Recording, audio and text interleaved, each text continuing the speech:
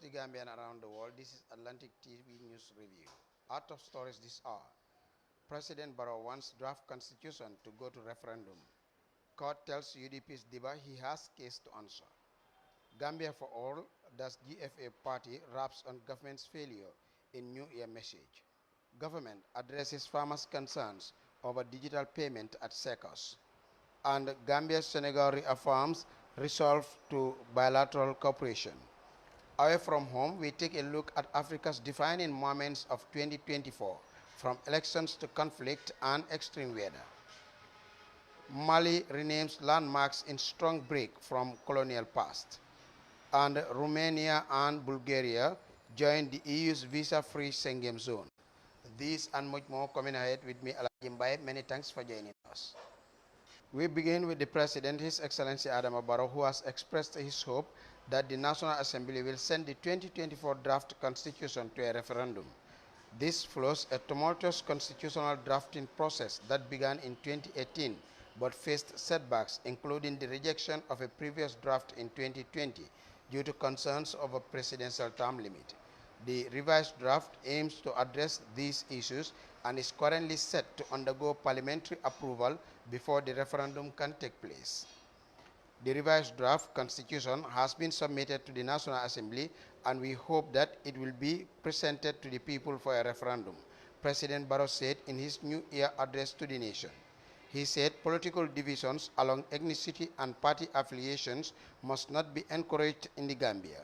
Our common identity as Gambians, social values, religious beliefs, and cultural heritage are socially supportive enough to unify us. We must be aware that the only threat to our unity, development, and progress is politics. It must not divide us. Let us define politics from a positive perspective as a means of bonding and working together for the welfare of the nation, he noted. The Gambian leader said there are procedures in every stage of the country's political development and that his government will comply with all constitutional requirements, he added. I must equally emphasize that neither the government nor any section of the Gambian community can impose their will on the nation. As such, let us all be law-abiding and democratic citizens. As we usher in 2025, we can all rejoice with gratitude for the successes registered in 2024.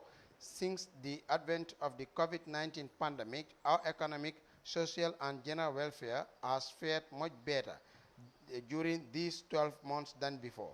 Remarkably, this is so in spite of the ongoing global economic crisis and the battle against price hikes and shortages of essential commodities, he said. President Barrow said the government's policies and programs are certainly paying dividends, and looking into the future, there are huge prospects ahead. Our road network is developing at a rapid pace, and it is redefining travel, business, and social life in communities across all regions of the country. Our institutional reforms are progressing very well, with various commissions in full operation, he added. President Barrow said the Gambia's international ratings continue to rise by the year. Our profile has changed remarkably and credibly has grown worldwide. As evidence of this, currently, the Gambia holds key positions at both the African Union and the United Nations. In addition, according to the 2024 Global Expression Report of Article 19, the Gambia is ranked third as Africa's leading defender of freedom of expression. He urged the United Nations and world leaders to boldly condemn unrest and external aggression, such as the type waged by Israel against the Palestinians and other nations, as reported by the Standard newspaper.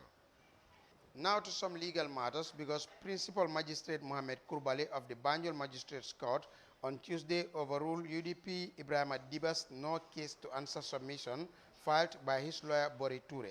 Ibrah Adas, who is the Deputy Organizing Secretary of the Opposition United Democratic Party, is being arraigned on a single count of seditious intention. However, Mr. Diba pleaded not guilty to the charge, and his lawyer filed a no case to answer submission on the ground that the prosecution had failed to establish a prima facie case against his client to warrant him to open his defense. On September 11th last year, lawyer Toure filed the no case to answer submission, arguing that there was no fear, that is, meaning to give a go-ahead for prosecution from the Attorney General. In his ruling, Magistrate Kurbali told the court that Mr. Diba has a case to answer and ordered him to open his defense. He said the prosecution presented 3 witnesses, including 2 police officers and a court transcriber. The magistrate said he deemed it fair, necessary, convenient, and appropriate to allow and call on Mr. Diba to offer explanation or enter his defense before the court. I emphatically preface that it is the accused, Mr. Ibrah Diba himself, who is in the best position and perhaps with witnesses, if any, to give explanations to his defense by telling the court that what had been alleged against him by the prosecution is a lie, unfounded, and untrue. I need not say any more here, rather to say and conclude that since the prosecution has presented 3 witnesses, all of whom testified in open court and cross-examined thereafter, and from whom both oral and documentary evidence have been established and tendered and admitted by the court, I am inclined to accordingly overrule the defense counsel that I am unable to accept such at this case. Accordingly, I hereby rule in favor of the prosecution in that the said prosecution has laid prima facie case that warrants the accused to enter his defense. Lawyer Toure informed the court that they intend to appeal against the ruling and after the filing will formally apply for a stay of proceedings. He applied for an adjournment and it was granted by the court. The case resumes on February 3rd, according to the Standard newspaper. Now, moving on, in its New Year message, the Gambia For All GFA party criticized the government's 2024 performance as being plagued by corruption and abuse of office. Allegations include misuse of public funds, slow implementation of anti-corruption measures, and self-dealing by officials under President Adama Barrow's administration. GFA said while democratic gains have been made since Yahya Jammeh's rule ended in 2017, progress in addressing corruption and reforming governance remains uneven. The year 2024 only saw the ills of corruption and abuse of office fester. The nation continues to be suffocated with reported scandals of misuse or outright theft of public funds, reports which have become so rampant that they have ceased to attract headlines news, GFA said. The party argued that critically needed measures to address these ills, such as civil service reform, overhaul of the plagued local government institutions, and a streamlined, reorganized foreign service, a dedicated anti-corruption commission, security reform, and other reforms have yet to materialize, much to the disillusionment of the Gambian people. These failures on the part of the present government coming on top of deprivation and denial in other spheres of our rights as citizens, living in an avowedly democratic space, should not go unchallenged. We need to stand firm as a people and defend these rights as we have done in 2016, it added.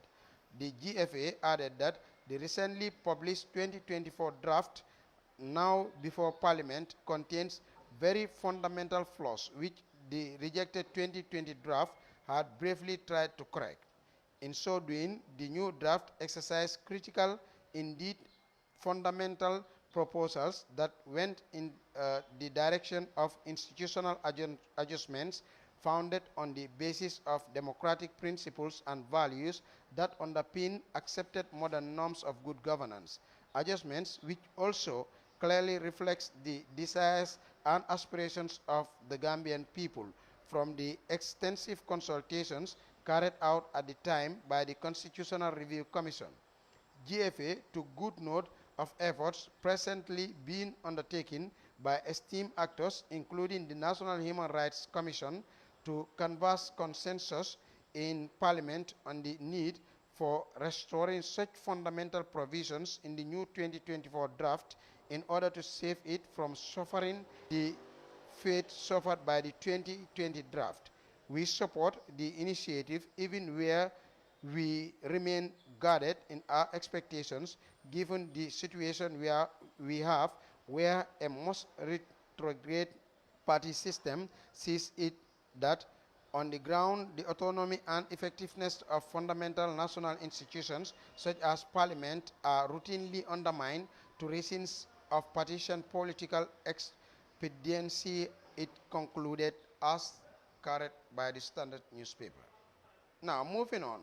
In the wake of worrying concerns from Gambian farmers over the deployment of digital payment platforms for the current groundnut trade season, His Excellency President Adama Barrow instructed the Ministers of Agriculture and Finance to convene a meeting with farmers' representatives and stakeholders to immediately address the situation.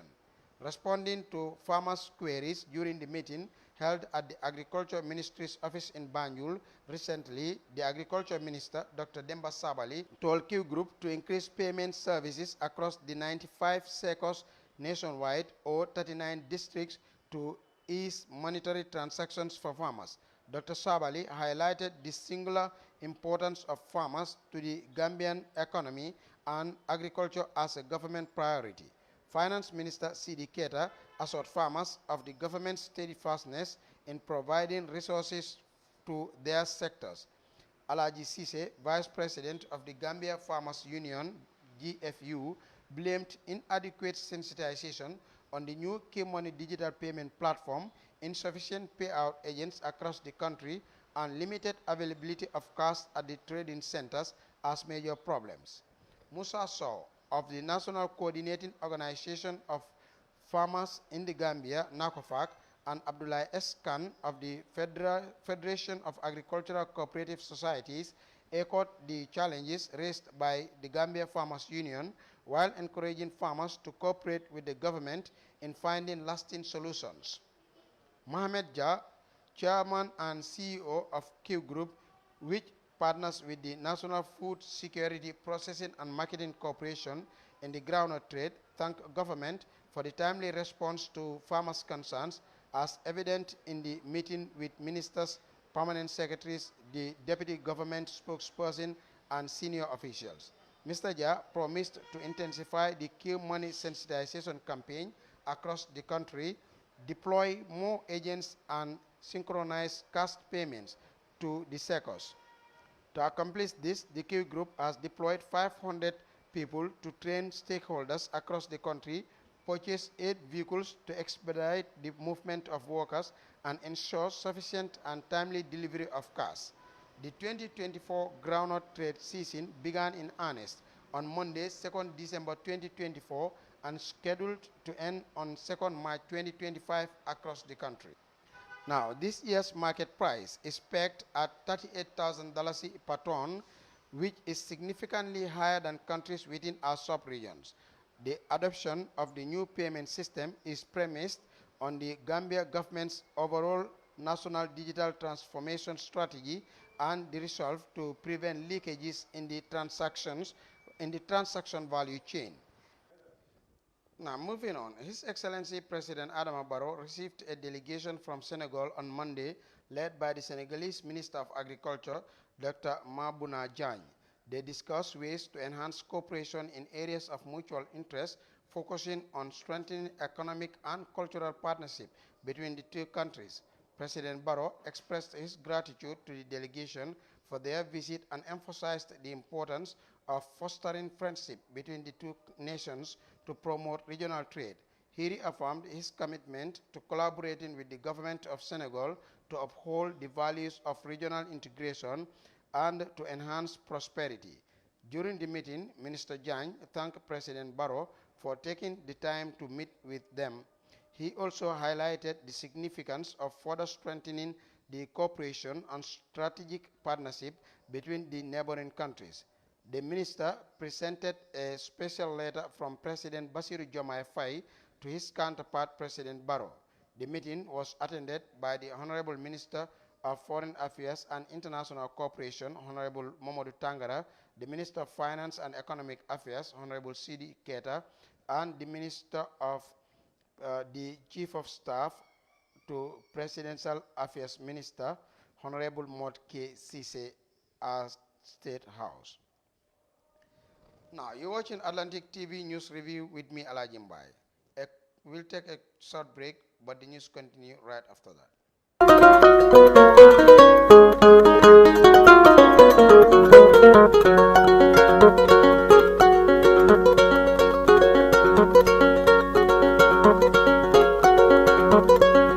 In the internationals, the year 2024 in Africa was shaped by major events, from elections, conflict, extreme weather, as well as various health and humanitarian crises. Now left behind in history, the impact of the year may remain etched in Africans' memories for a while. Let's join CGTN to take a look at some of the major events in this report. Political landscape continued to shift across the African continent in 2024. By year-end, more than 20 African countries had held some form of electoral contest, whether it was for the top leadership, the national legislators, or just grassroots polls at a local level. These included Algeria, Botswana, Comoros, Ghana, Mozambique, Rwanda, Senegal, and South Africa. Some elections brought unexpected outcomes. In Botswana, for example, the ruling Botswana Democratic Party, the BDP, which had ruled the country since independence in the 1960s, was ousted, while South Africa's elections pushed the African National Congress into a coalition government for the first time. Africa continues to grapple with several unresolved conflicts, many with complex political, ethnic, and economic roots. Countries in turmoil include Ethiopia, Sudan, the Democratic Republic of Congo, the Central African Republic, and Somalia, where an Al-Shabaab insurgency has contributed to political instability, Burkina Faso, Cameroon, and Mali. An outbreak of Mpox and Marburg viral diseases put renewed pressure on health services in many countries. The World Health Organization estimates that there have been more than 30,000 suspected cases of Mpox in Africa and over 800 deaths since the beginning of the year. The year, however, ended with the Africa Centers for Disease Control and Prevention announcing the end of the Marburg virus outbreak in Rwanda. The continent grappled with numerous natural disasters, including floods, cyclones, drought, and heat waves. Many parts of the continent experienced unusually heavy rainfall. As a result of subsequent flooding, Africa registered at least 2,500 deaths, croplands were flooded, hundreds of thousands of livestock were lost, and infrastructure was damaged. There were plenty of positives, however. Among these was the addition of 2 new African countries to the BRICS group of major emerging economies, with Ethiopia and Egypt joining South Africa in what is now a 10-member body. This year's G20 summit in Brazil marked the first in which the African Union was a full member. And not only that, South Africa has taken over the presidency for the next 12 months. President Cyril Ramaphosa says he hopes to use the position to help Africa find political, scientific, and humanitarian solutions to its challenges. Mali has recently renamed streets and squares in the capital, Bamako, in a move that makes a turning point in its national identity away from the colonial past. Details in this CGTN report. According to a decree signed by Mali's transitional president Colonel Assimi Goïta, nearly 25 names have been changed, including boulevards, streets, squares, and public establishments. I believe this is part of the challenge we're facing. These challenges include learning to love ourselves, to know ourselves, to respect ourselves, to connect with our ancestors and those who deserve our respect. Also, achieving what they believe we're incapable of doing, namely asserting ourselves and valuing our authentic heritage. It is within this framework that I place everything that's currently being done to rename our streets and public institutions. For students at the renamed Yambo University, these new names are a sign of progress and a awakening of conscientiousness among the former colonized people of Africa. I am delighted that this university has been named after Yambo Oluguem. First, who is Yambo Olugbem? He is a writer, and it is through his writings that we learn that he was a great man. If today the Malian authorities have decided to name this university in his honor, it is a real pleasure for me. And it also shows that the state has acknowledged this man's contributions, referring to our heroes. Taking a step back to reflect on our great men, it is truly heartening, but also moving away from colonial legacies and valuing what we have accomplished. One of the most iconic streets, Siliao Avenue, is now renamed after the new strategic confederation formed by Mali, Burkina Faso and Niger, the Alliance of Sahel States. This alliance is part of a particular geopolitical context where Mali is striving to rebuild after years of political crises and international tensions. I can simply say that I am very proud today, very proud to be African, very proud to be Malian, because today I participated in writing a page of the history of the AES, and today we are here for a common fight for our identity. So I am proud and deeply honored to be here at the inauguration of the AES Square, a square dedicated to the AES, so I call on all the states that are fighting for their identities to join the AES. I am simply proud. Well, I would say that this is both symbolic and an affirmation of our sovereignty. As you know, the streets and avenues once carried names that were not necessarily ours, names of the colonizers. The new authorities we have today have decided to return to the source, to give importance to our heroes, people who, through their bravery and actions in the past, have earned the right to be immortalized. We can therefore say that there is a truly geopolitical change in the world. This is what has led these states to take their destinies into their own hands and decide to come together in order to give importance to the human and natural resources of their countries and free themselves from colonial rule. The renaming is part of a broader context of profound political transformations in the Sahel. By redefining its urban landscape, Mali is also redefining its place on the international stage. The country is ready to turn toward new horizons, far from the shadows of its colonial past. Mamadou Tapili, Bamako, CGTN. That report brings us to the end of the news. But before we go, a reminder of the headlines this hour. President Barrow has said he wants draft constitution to go to referendum. Court told UDP's Diba he has a case to answer. GFA rapped on government failures in New Year message. Government has been addressing farmers' concerns over digital payments at SECOS. And Gambia and Senegal reaffirm resolve to bilateral cooperation. Away from home, we have been taking a look at Africa's defining moments of 2024, from elections to conflicts and extreme weather. Mali has been renaming landmarks in strong break from colonial past, and Romania and Bulgaria has joined the EU's visa-free Schengen zone. That does it for this hour. Many thanks for watching. From myself, Alagie Mbye, and the entire news team, thank you for the pleasure of your company.